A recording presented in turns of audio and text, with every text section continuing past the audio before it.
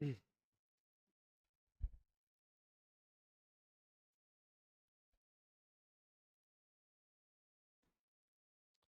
الله بسم الله الرحمن الرحيم. الحمد لله رب العالمين، والصلاة والسلام على أشرف الأنبياء والمرسلين سيدنا محمد وعلى آله وأصحابه أجمعين. اللهم افتح علينا حكمتك وانشر علينا من خزائن رحمتك يا أرحم الراحمين. Rabbi syrah lana sudurana, ya Allah ya Tuhan kami, kau lapangkanlah dada kami. Wa yassir lana umurana, kau permudahkanlah segala urusan kami. Wahlul uqdatan min alsinatina yafqahu aqwalana, kau bukakanlah simpulan lidah kami agar mereka faham kalam ucapan kami. Rabbi yassir wa la tu'assir wa tammim bil khair, wa la hawla wa la quwwata illa billahil aliyyil azim. ولا حول ولا قوة إلا بالله العلي العظيم ولا حول ولا قوة إلا بالله العلي العظيم آمين يا رب العالمين. السلام عليكم ورحمة الله تعالى وبركاته. Alhamdulillah, bersyukur kehadrat Allah Subhanahu wa taala di atas limpah kurnia rahmatnya serta taufik hidayahnya, kita dapat hadir menunaikan salat maghrib berjemaah, dan sementara menunggu waktu isyak kita duduk di dalam majlis ilmu Allah Subhanahu wa taala. Dan insya-Allah pada malam ini kita akan menyambung pengajian kita di dalam kitab Al-Azkar karangan Al-Imam An-Nawawi rahimahullah pada bab tilawah Al-Quran, bab tilawah Al-Quran, dan kita akan sambung pada topik subtopik yang ketiga muka surat 210, yaitu adab-adab dan perkara-perkara yang berkaitan dengan khatam Al-Quran. Kata Al-Imam An-Nawawi rahimahullah, di dalam bab tilawah Al-Quran ada satu topik, yaitu berkaitan tentang adab-adab dan apakah perkara yang berkaitan tentang khatam Al-Quran berdasarkan hadis-hadis, sandaran dalil-dalil yang akan dibawa oleh Al-Imam An-Nawawi rahimahullah. Kata Imam An-Nawawi, qala al-musannifu rahimahullahu ta'ala wa nafa'ana bi'ulumihi fid darain. Telah berkata pengarang kitab ini Al-Imam An-Nawawi, moga-moga Allah beri manfaat dengan ilmunya di dunia dan di akhirat, amin. Sebagaimana telah dijelaskan bahawa khatam Al-Quran bagi pembaca sendiri yang terbaik adalah di dalam salat. Yang lepas disebutkan antara waktu-waktu yang terpilih ketika membaca Al-Quran adalah di dalam salat. Kata para ulama, afdal seseorang itu membaca Al-Quran di dalam salat. Sebab itulah antara amalan orang-orang saleh, orang yang rajin membaca Al-Quran dan menghafal Quran, mereka membaca Al-Quran dalam salat dan mengkhatamkan Al-Quran di dalam salat.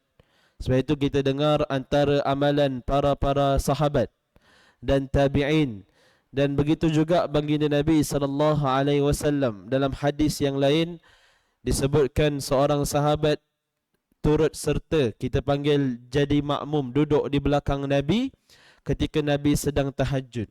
Tapi Nabi tak, kita panggil, bukan Nabi ajak, dia yang ikut, sahabat itu yang ikut. Pendek ceritanya, Nabi baca Quran, Nabi baca surah Al-Baqarah, surah Ali Imran, ayat yang panjang-panjang, surah yang panjang-panjang di dalam salat. Maka inilah yang disebutkan oleh Al-Imam An-Nawawi, antara tempat yang bagus, yang afdal kita khatam Al-Quran bagi orang yang membaca sendiri-sendiri, yang terbaiknya adalah di dalam salat. Sedangkan yang mengkhatam di luar salat atau bagi sekumpulan orang yang khatam Al-Quran secara bersama, maksudnya dia khatam Al-Quran secara berjemaah. Macam kita nanti bulan Ramadan, biasanya bulan Ramadan kita akan buat kumpulan tadarus, halaqah tadarus, Halaqah tu bulatan, bahasa Arab panggil halaqah. Halaqah bulatan. Kita buat kumpulan bulatan tadarus. Ada yang mendengar, ada yang membaca, ada yang ada yang menegur, ada yang membaiki. Maka itu disebutkan sebagai tadarus. Kata Imam Nawawi, kalaulah orang itu khatam Al-Quran di luar salat ataupun secara berjemaah, maka dianjurkan untuk khatam pada awal malam atau awal siang. Itu yang sebagusnya. Dianjurkan untuk berpuasa pada hari khatam Al-Quran, kecuali apabila bertepatan dengan hari dilarang berpuasa. Kata Imam Nawawi lagi, antara perkara yang dianjurkan adalah berpuasa ketika khatam. Bila orang itu khatam, katalah hari ini khatam Quran, esok sunat dia berpuasa. Dianjurkan untuk dia berpuasa. Kerana apa? Melainkan kalaulah esok tu jatuh pada hari khatam ataupun hari haram puasa. Haram puasa ni tak banyak. Dalam fiqh disebutkan hari haram puasa. Yang pertama, hari syak. Hari syak ni hari sehari sebelum Ramadan. Hari syak ni berlaku bila biasanya? Biasanya sekarang ni kat Malaysia jaranglah berlaku. Dulu diceritakan, ingat lagi cerita kalau orang-orang dahulu, dulu pernah berlaku di Malaysia. Malaysia ada negeri yang puasa hari ni, ada negeri yang puasa esok. Itu mungkin zaman tuan-tuan muda-muda dululah, zaman tuan-tuan remaja, budak-budak dulu. Katakanlah masa tu contoh, Perak dan Johor puasa esok, Selangor puasa hari ni. Sebab apa? Sebab zaman tu dia tak standard, dia tak seragamkan lagi. Dulu, sekarang kita dia dah ada perkenan agung. Dulu mereka perkenan sultan-sultan negeri. Jadi kat situ dia berlaku hari syak, kata para ulama. Hari syak ni, hari ni puasa ke tidak? Puasa ke tidak? Panjanglah perbahasan dia. Maka sebahagian para ulama mengatakan hari syak ini disebut sebagai hari haram berpuasa. Kemudian antara hari yang haram berpuasa iaitu raya yang pertama, 1 Syawal, raya yang pertama. Kemudian raya haji yang pertama. Kemudian 3 hari selepas raya haji disebut sebagai hari tasyrik. Maka hari itu hari yang haram berpuasa. Maka nak ceritanya di sini, kalaulah hari itu haram puasa, tak apalah, tak sunat kita berpuasa. Kemudian kata Imam Nawawi, kalaulah kita khatam Al-Quran dan esoknya kita dianjurkan untuk berpuasa. Kerana apa? Kerana ada riwayat yang sahih daripada Talhah bin Musarrif, Al-Musayyab bin Rafi' dan Habib bin Abi Thabit, daripada golongan tabi'in Kufah rahimahumullah, bahawa mereka berpuasa pada hari mereka khatam Al-Quran. Kalau kat sini dia sebut mereka berpuasa pada hari mereka khatamkan Al-Quran. Maksudnya apa? Maksudnya hari ini mereka nak buat majlis khatam Quran, hari inilah mereka berpuasa. Itu contoh. Ini yang disebutkan berdasarkan riwayat amalan para ulama-ulama tabi'in Kufah. Mereka berpuasa pada hari yang mereka nak khatam. Kalau kita hari khatam, hari itulah kita kenduri kambing, tahu. Lainlah sikit kita punya budaya. Kalau budaya orang dahulu, hari nak khatam, hari itulah mereka berpuasa. Baik. Dianjurkan pula untuk hadir di majlis khatam bagi yang membaca dan bagi orang yang tidak boleh membaca Al-Quran. Ini galakan untuk hadir ke majlis khatam Quran. Kata Imam Nawawi, kami riwayatkan di dalam kitab As-Sahihain bahawa Rasulullah sallallahu alaihi wasallam memerintahkan para wanita yang sedang haid agar hadir pada salat hari raya itu untuk ikut menyaksikan kebaikan dan doa kaum muslimin. Itu kata Imam Nawawi. Kami meriwayatkan di dalam Sunan Ad-Darimi daripada Ibnu Abbas radhiyallahu anhu bahawa dia memerintahkan seseorang untuk memerhatikan orang lain ketika membaca Al-Quran. Apabila akan khatam, dia harus memberitahunya kepada Ibnu Abbas radhiyallahu anhu, sehingga Ibnu Abbas dapat menyaksikan majlis khatam tersebut. Ini kata Imam Nawawi, riwayat para sahabat dahulu, mereka akan sedaya upaya hadir untuk majlis khatam Quran. Kata Imam Nawawi lagi, Ibnu Abi Daud meriwayatkan dengan dua sanad yang sahih daripada Imam Qatadah, seorang tabi'in, teman Anas radhiyallahu anhu, dia berkata, Anas bin Malik, seorang sahabat Nabi radhiyallahu anhu, apabila khatam Al-Quran dengan mengumpulkan ahli keluarganya dan berdoa. Ini yang diriwayatkan antara amalan para sahabat dulu, bila mereka hendak khatam Al-Quran, mereka akan mengumpulkan ahli keluarga mereka dan doa bersama-sama. Kemudian Ibnu Abi Daud juga meriwayatkan dengan sanad-sanad yang sahih daripada Imam Al-Hakam bin Utaibah, seorang tabi'in. Dia berkata, Mujahid dan Abdah bin Abi Lubabah mengutus seseorang kepadaku dan berkata, sesungguhnya kami mengutus seseorang kepadamu kerana kami ingin khatam Al-Quran, sementara doa pasti dikabulkan pada saat khatam Al-Quran. Dalam sebahagian riwayat yang sahih lain disebutkan, sesungguhnya rahmat Allah turun beserta di dalam majlis khatam Al-Quran itu. Ini beberapa riwayat. Kemudian kata Imam Nawawi lagi, dia juga meriwayatkan dengan sanadnya yang sahih daripada Mujahid. Dia berkata, mereka berkumpul ketika khatam Al-Quran dan mengatakan, sesungguhnya rahmat Allah turun bersama dengan khatam Al-Quran itu.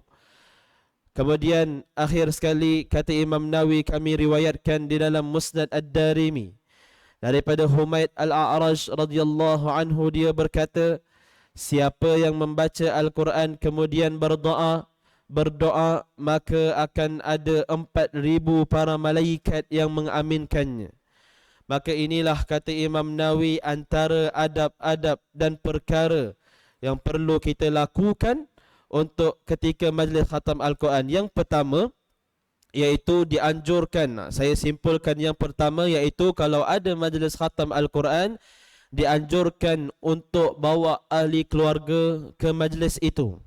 Imam Nawawi pakai riwayat di dalam kitab As-Sahihain, hadis sahih berkaitan tentang kalaulah di musim solat raya, pagi awal raya, digalakkan Rasulullah memerintahkan orang-orang perempuan, sama ada yang haid ataupun yang tidak haid. Yang tidak haid lebih-lebih lagi lah, yang haid, agar hadir pada solat hari raya. Maksudnya apa? Maksudnya di sini Nabi perintahkan orang perempuan yang haid. Orang kita sekarang faham kalau dia tak boleh semayang, dia tak perlu datang solat raya.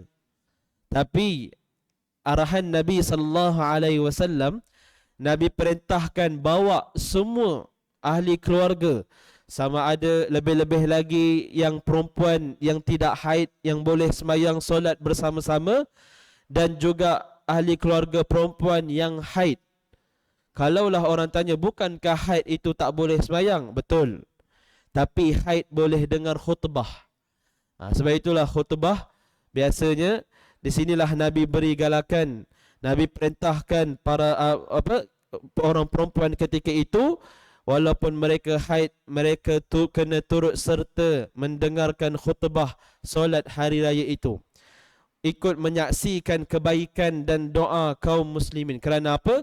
Kerana dalam khutbah, dalam kita panggil suasana solat hari raya itu, kita bersama-sama menyaksikan kebaikan. Dan inilah kemenangan kita, meraihkan kemenangan. Sebab itu kita kena keluar. Ini tak pagi raya duduk dalam rumah, tak habis-habis make up, pukul 12 baru keluar. Bukan, itu bukan sunnah Nabi. Orang kita sekarang kena bezakan antara sunnah dan ibadah, antara sunnat dan adat, atau kita panggil ibadah dan adat. Adat kita pagi raya bersolek, nak pergi ziarah, betul. Tapi yang kita lupa adalah ibadah kita, hadir solat hari raya. Kemudian ada orang timbul soalan juga, Kalau di Malaysia biasanya solat hari raya di masjid-masjid. Kita solat hari raya di masjid-masjid. Jadi macam mana kalau orang perempuan yang haid, boleh tak dia masuk dalam masjid? Jawapannya tak boleh masuk dalam masjid. Tapi dia boleh duduk luar, dengar khutbah, tengok orang ramai-ramai berkumpul meraihkan kemenangan di pagi raya. Inilah yang digalak, yang dianjurkan oleh baginda Nabi sallallahu alaihi wasallam. Ini disebutkan di dalam kitab hadis Sahih Bukhari dan Muslim.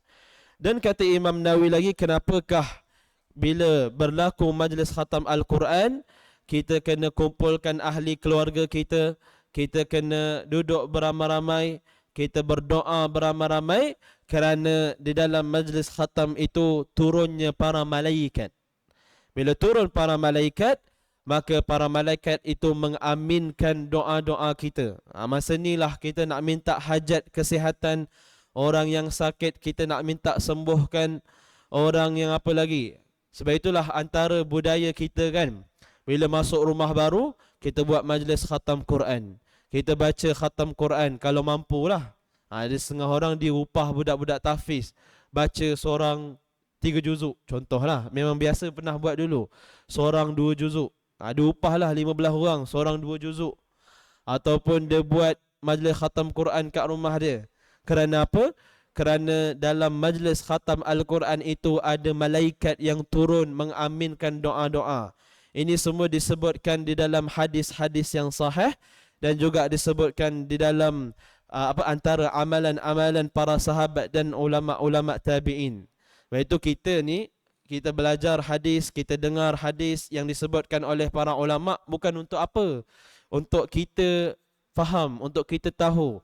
Sebab orang sekarang bila kita bawa ibadah ataupun amalan-amalan, contohnya amalan masuk rumah, kita baca khatam Quran. Kita khatam Quran, kita berdoa, buat majlis. Datang budak-budak baru naab ni, dia kata, ini ada dalil ke buat majlis ni, dia kata. Kita pun cakap ada dalil. Dalil dia tengok dalam kitab Al-Azkar, tengok dalam karangan Al-Imam Nawawi, riwayat-riwayat yang sahih. Dia tanya balik, kenapa nak kena tengok ulama? Ada pula. Itu yang pening kepala tuan-tuan. Orang sekarang dia malas mengaji. Bila kita bawa nama-nama kitab, dia tak terima. Dia kata, kenapa nak kena ikut ulama? Dia kata. Lepas tu kita tanya dia balik, habis nak ikut siapa? Dia pun bagilah dalil dia. Dia kata tak ada dalil, tak ada hadis. Lepas tu dia pun tunjuklah dia punya ayat-ayat dia. Sekali kita tengok ayat ChatGPT tuan-tuan. Itu yang berlaku tu. Sebab pernah ada orang tanya saya, dia tanyalah, dia kata boleh ke kalau orang sakit kita mandikan dengan 7 kolah? Ada orang tanyalah. Ada orang tanya, boleh tak kalau orang sakit kita mandikan dengan 7 kolah? Jawapannya tuan-tuan, di dalam kitab At-Tibbun Nabawi karangan Al-Imam Ibn Qayyim rahimahullah, ada satu bab Imam Ibn Qayyim menulis berkaitan tentang keharusan kita melakukan ruqyah. Apa maksud ruqyah? Jampi-jampi.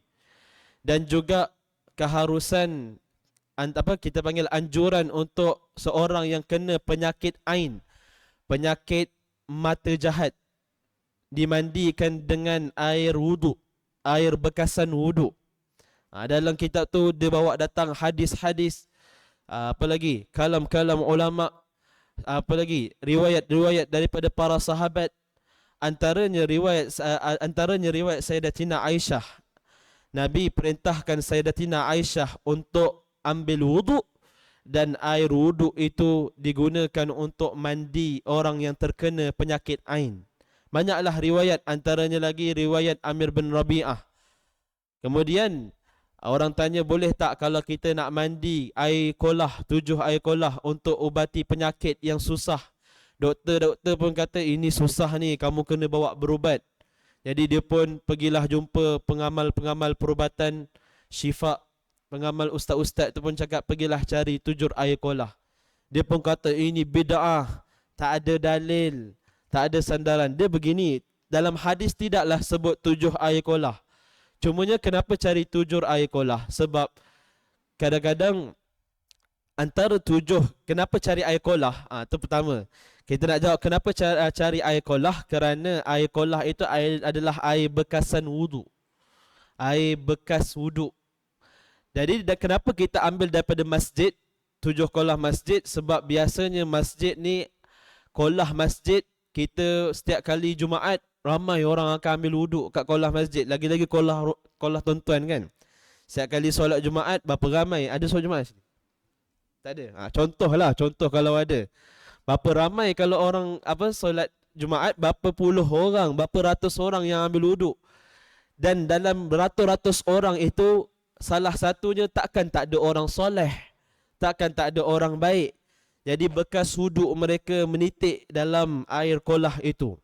Itu yang pertama. Yang kedua, kenapa diambil daripada kolah masjid, kenapa tak pakai wuduk sendiri je? Tu yang kedua, kerana air kolah masjid ini air yang sentiasa didengarkan azan, dilaungkan azan. Jadi dibuat, kita panggil, anggapkan air itu sebagai air jampi. Air jampi. Sebab itu dalam bab tadi Imam Ibn Qayyim bawa hadis. Hadis antaranya hadis antaranya hadis para sahabat yang tersesat di sebuah kampung. Kemudian pendek ceritanya, mereka dihalau daripada kampung itu sebab asalnya mereka nak singgah rehat. Lepas tu ada ketua kampung sakit, maka mereka pun bacakanlah ayat Al-Fatihah pada air dan diberi ruqyah, jampi.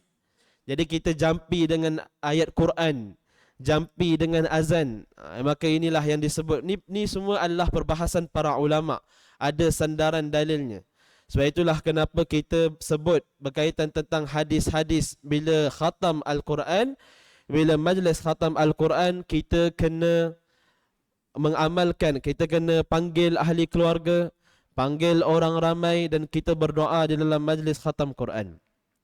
Kemudian kata Imam Nawawi lagi, dianjurkan untuk berdoa dengan bersungguh-sungguh, memohon perkara penting dengan kalimah yang singkat dan padat.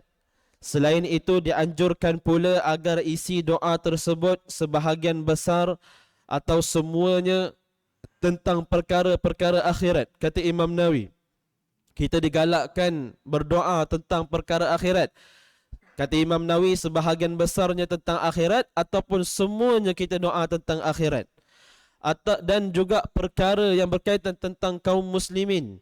Kita doakan kaum muslimin secara amnya ataupun secara khususnya kaum muslimin yang berada di Palestin, yang berada di negara-negara yang ditindas, di Sudan antaranya. Dan kata Imam Nawawi lagi, kebaikan pemerintah, itu juga kita digalakkan mendoakan kebaikan pemerintah dan seluruh staf pemerintahan agar mereka selalu taat. Dia guna ayat staf terjemahan di sini. Kita panggil pekerja lah. Dan juga pekerja-pekerja di bawah pemerintahan agar mereka selalu taat, terjaga daripada pelanggaran syariat, saling menolong dalam kebaikan dan ketakwaan, membela kebenaran dan memerangi musuh-musuh Islam serta orang-orang yang melakukan pelanggaran. Ini saya telah jelaskan secara terperinci dalam kitab Adabul Qurra. Ada dalam bab ini, kata Imam Nawawi, saya sebutkan contoh-contoh doa. Bagi yang ingin mengetahuinya, sila rujuk ke sana. Setelah selesai khatam Al-Quran, dianjurkan untuk memulakan khatam berikutnya. Baik, kata Imam Nawawi, di dalam kitab yang lain, di dalam kitab ini Imam Nawawi tak bawa datang doa-doa yang dia pilih. Antaranya kitab At-Tibyan karangan fi adabi hamalatil Quran, kata Imam Nawawi, di dalam kitab itu Imam Nawawi bawa datang banyak doa-doa pilihan. Kalau orang itu khatam Al-Quran, banyak doa-doa yang boleh dia baca. Jadi kalau tuan-tuan rajin, tuan-tuan boleh rujuk ke sana. Di hadapan saya ni ada, tapi panjanglah. Antaranya kata Imam Nawawi, doa Allahumma aslih qulubana wa azil uyubana wa tawallana bil husna wa zayyinna bit taqwa wajma' lana khairai al-akhirati wal ula warzuqna ta'ataka ma abqaitana. Kata Imam Nawawi, doa yang bagus adalah, ya Allah, perbaikikanlah hati kami, hilangkanlah keburukan kami, bimbinglah kami dengan jalan yang terbaik, hiasilah kami dengan ketakwaan, kumpulkanlah bagi kami kebaikan akhirat dan dunia, dan anugerahkanlah kami ketaatan kepadamu selama engkau menghidupkannya. Kalau tuan-tuan tak hafal, boleh je tuan-tuan baca doa yang ada kat dalam Quran yang biasa kita baca. Allahumma arhamna bil Quran waj'alhu lana imaman wa nuran wa hudan wa rahmah. Itu juga doa yang terbaik kita baca ketika khatam Al-Quran. Kemudian kata Imam Nawawi lagi, antara adab kita dalam berkhatam Al-Quran, para ulama menganjurkan, antaranya dianjurkan oleh ulama salaf, ulama 300 tahun awal hijrah. Mereka mengatakan antara adab kita lepas kita khatam Al-Quran surah An-Nas, kan, surah yang terakhir surah An-Nas, nanti kita digalakkan untuk ulang balik baca sedikit juzuk 1. Sebab itulah kita baca, bila kita dah baca surah An-Nas, kita ulang balik Al-Fatihah, kemudian kita baca 5 ayat surah Al-Baqarah, 5 ayat yang awal tu surah Al-Baqarah. Kalau orang tanya kita kenapa buat begitu, jawapannya inilah yang dianjurkan oleh para ulama salaf, dan mereka, dalil yang mereka sandarkan adalah dalil daripada Anas bahawa Rasulullah sallallahu alaihi wasallam bersabda, kata Nabi, khairul a'mali al-hall war-rihlah, qila wa ma huma, qala iftitahul Quran wa khatmuhu. Kata Nabi, amalan terbaik adalah tinggal dan pergi. Kemudian para sahabat bertanya, apakah maksud tinggal dan pergi itu ya Rasulullah? Baginda menjawab, tinggal dan pergi itu maknanya adalah memulakan bacaan Al-Quran dan mengkhatamkannya. Jadi di sini para ulama salaf mengambil dalil. Di sini kita faham, kita pun khatamkan Al-Quran surah An-Nas, itu kita khatam. Kemudian kita mulakan balik surah Al-Fatihah dan 5 ayat yang terawal surah Al-Baqarah. Kerana apa? Kerana dalil daripada hadis yang diambil riwayat Anas bin Malik. Nabi kata, yang terbaik, amalan yang terbaik adalah kamu pergi dan pulang. Maksudnya apa? Maksudnya kamu mulakan bacaan Al-Quran dan mengkhatamkannya. Baik. Maka inilah tadi topik berkaitan tentang adab-adab dan perkara-perkara berkaitan tentang khatam Al-Quran. Kemudian topik yang seterusnya kata Imam Nawawi lagi, nombor 4.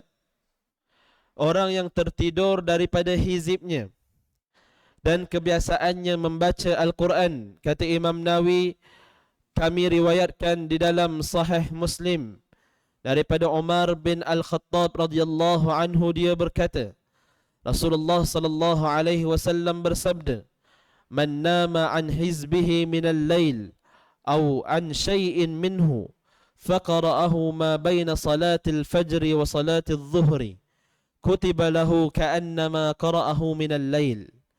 Nabi bersabda, sesiapa yang tertidur daripada bacaan hizibnya pada malam hari atau sebahagiannya, kemudian dia membaca antara solat subuh dan solat zuhur, maka dihitungkan dia membaca pada malam hari.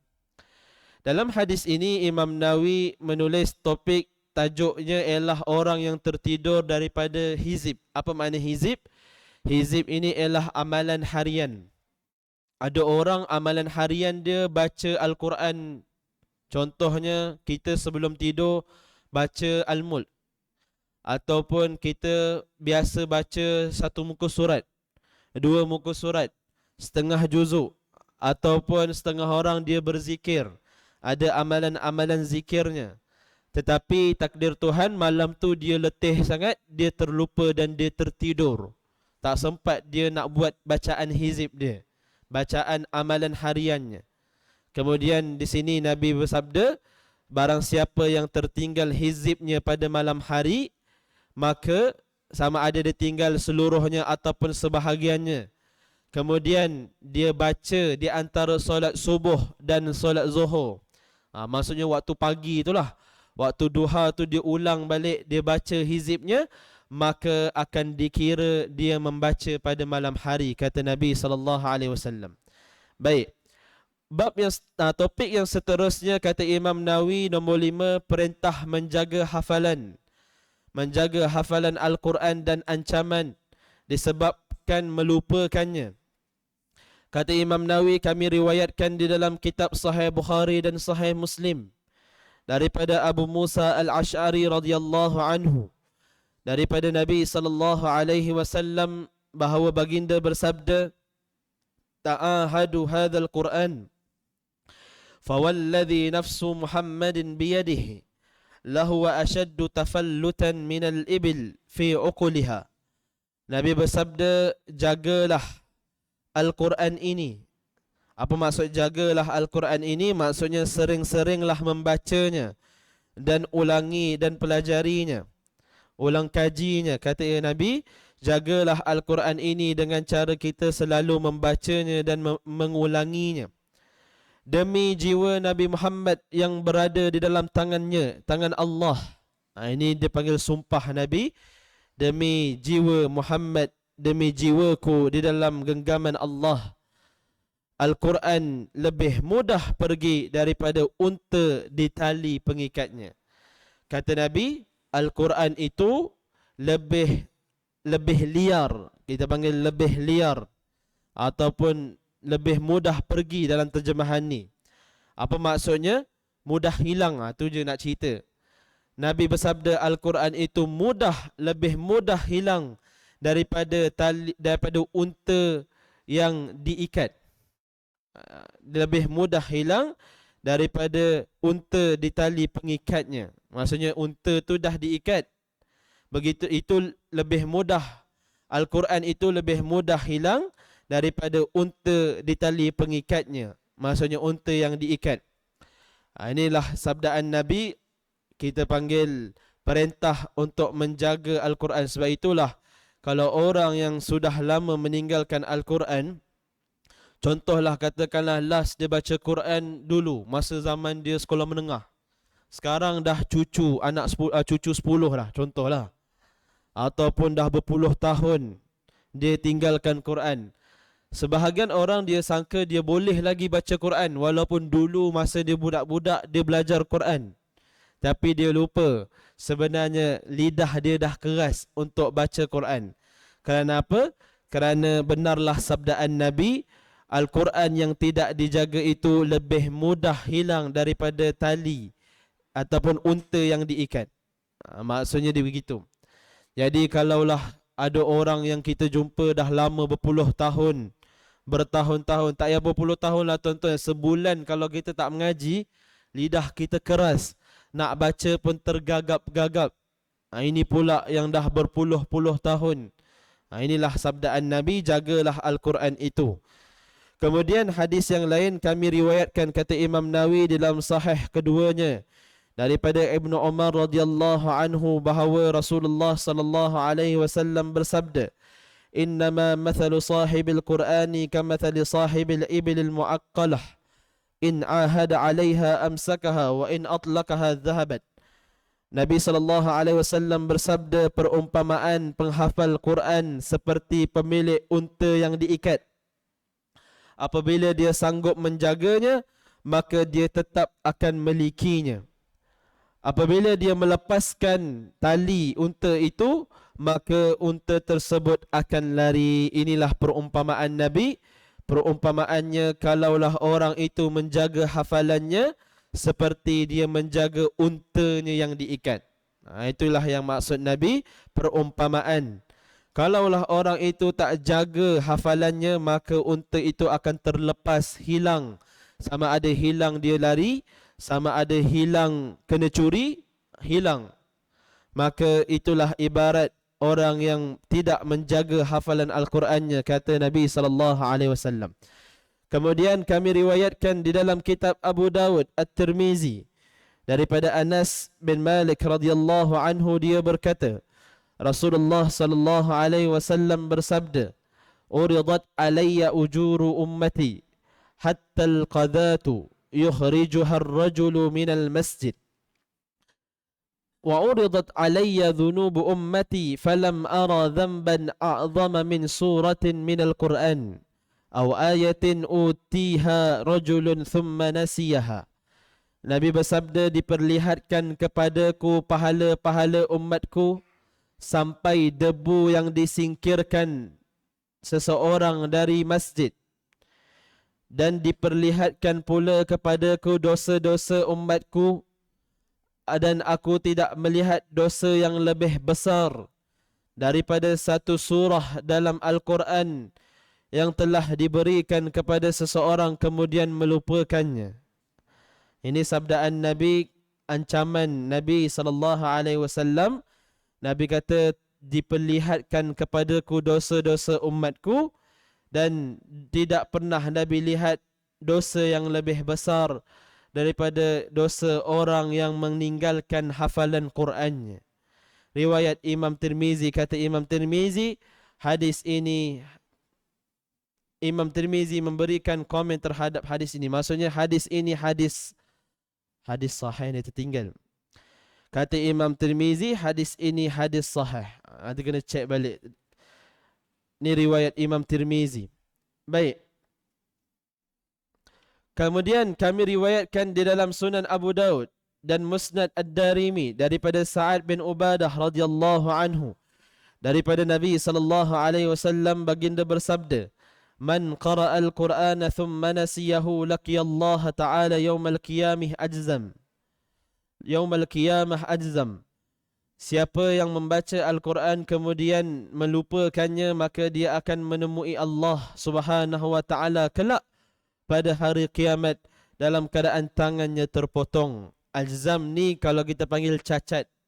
Ajzam ni macam apa, ekor terputus, atau maksud ajzam ataupun kita panggil cacat.